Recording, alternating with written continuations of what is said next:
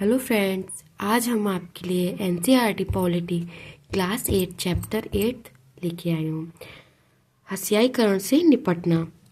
आप चैप्टर के नोट्स बनाने से पहले आपको बुक रीडिंग कर लेना बहुत ज़रूरी है, क्योंकि यूपीएससी के लिए एनसीईआरटी का बेस क्लियर होना, उन बुक्स रीडिंग करना बहुत ज़्यादा ज़रूरी है।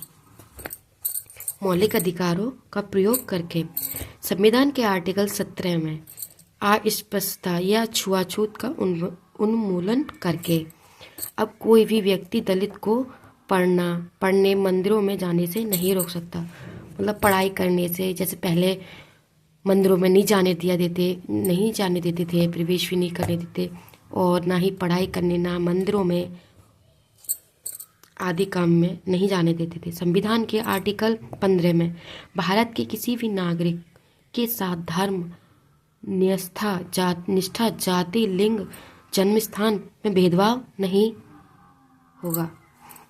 दलितों का अर्थ दबा हुआ या कुचला हुआ।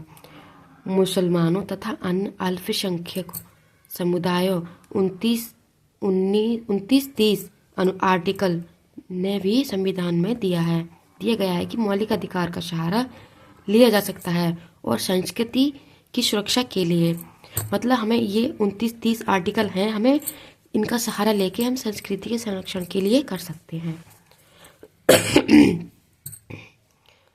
हशियाई तबके के लिए कानून। अनुसूचित जाति, अनुसूचित जनजाति 1989 में सामाजिक न्याय को प्रोत्साहन किया। संविधान को लागू करने के लिए राज्य, केंद्र सरकार जनजाति आबादी वाले इलाकों में योजना लागू करती है।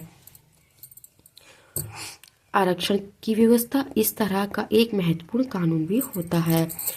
सबको समान समझना, सबको एक समान स्तर पर लाया गया। शिक्षा, स्वास्थ्य और सरकारी नौकरियों में दलितों के लिए सीटों के आरक्षण का कानून, मतलब जो दलित वर्ग के हैं उनके लिए सीटों का भी आरक्षण किया गया है।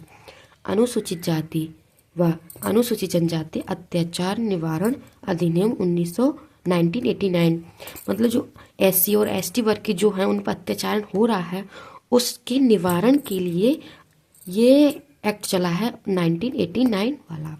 यह कानून 1989 में दलित तथा अन्य समुदाय में मांगों के जवाब में बनाया गया था।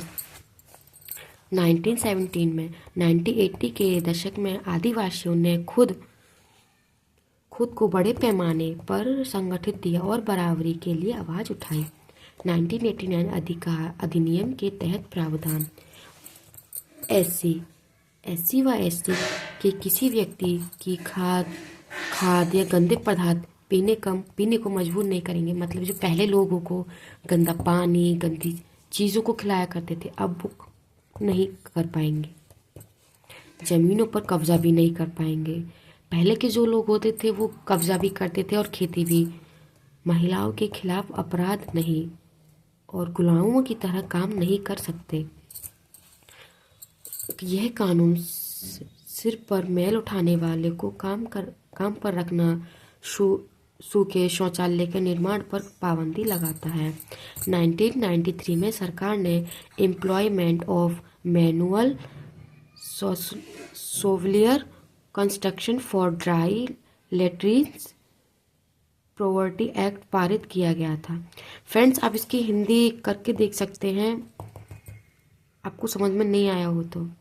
और फ्रेंड्स, आप बताइए कि नोट्स कैसे लगे, और फ्रेंड्स ज़्यादा से ज़्यादा वीडियो को like, comments and share, subscribe जरूर कर देना,